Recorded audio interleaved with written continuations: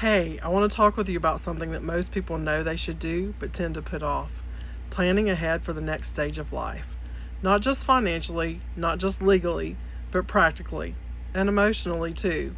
Most couples don't avoid planning because they don't care, they avoid it because it feels heavy. Talking about things like what happens if one of us gets sick? What happens if one of us passes first? Who handles what? What decisions would need to be made?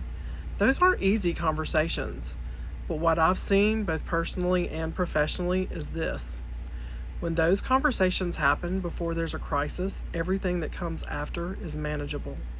Not perfect, but manageable. When people hear planning ahead, they often think about wills, legal documents, or finances. And yes, those matter. But real planning is bigger than that. It's asking questions like, does my spouse know what I handle every day? Would they know where to find everything? Have we talked about what we would actually want? Because in a lot of households, responsibilities are divided.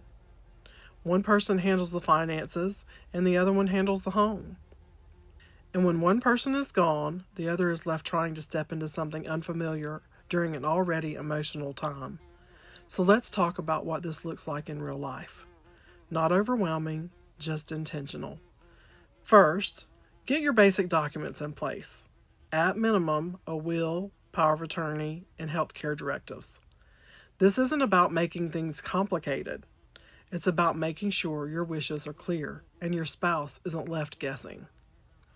Second, organize your information. This is one of the most overlooked steps. Create your place where everything lives: accounts, insurance, contacts, important documents. Because when something happens, the last thing anyone needs is to be searching through drawers or trying to remember passwords. Third, talk about the day-to-day realities. Ask each other, what bills are paid and how? Who are our key contacts? What would need immediate attention? It sounds simple, but it makes a huge difference. And fourth, talk about future living decisions, not in a dramatic way, just honestly. Would this home feel manageable for one person? Would downsizing make life easier? Would being closer to family matter?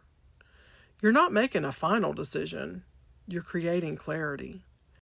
Now, if you're watching this and you're already in that season, you've lost a spouse, or you're caring for one, or you're starting to see changes, I want you to hear this clearly. You do not have to rush. There's a lot of pressure, sometimes from family, sometimes from outside voices, to figure things out quickly. But most major decisions do not need to be made immediately. In the beginning, focus on stability.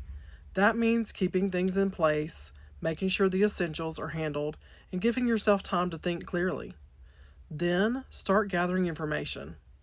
Not making decisions, just understanding your situation. What do I own? What are my options? What decisions will eventually need to be made?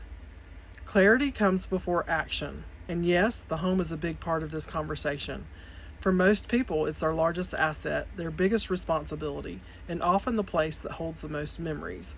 But the decision about the home shouldn't be rushed or made in isolation. It should be part of the bigger picture: your financial needs, your physical ability to maintain it, your emotional readiness, and your long-term plans. For some, staying makes the most sense. For others, moving, whether it's downsizing, relocating, or simplifying, brings relief. The right decision is the one that supports your life, not just your house. Whatever decisions come next, this is what I want for you: that you feel informed, supported, and not pressured. Because whether it's a legal decision, financial decision, or real estate decision, they should be made from a place of clarity, not crisis. The best time to plan is while the choice is still yours. And if you're already in the middle of it, you don't have to figure it all out at once.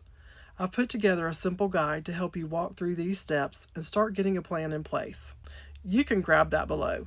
And if you need someone to help you through your situation, whether it involves the home or not, I'm here to walk with you through it. A little clarity now can make a very big difference later.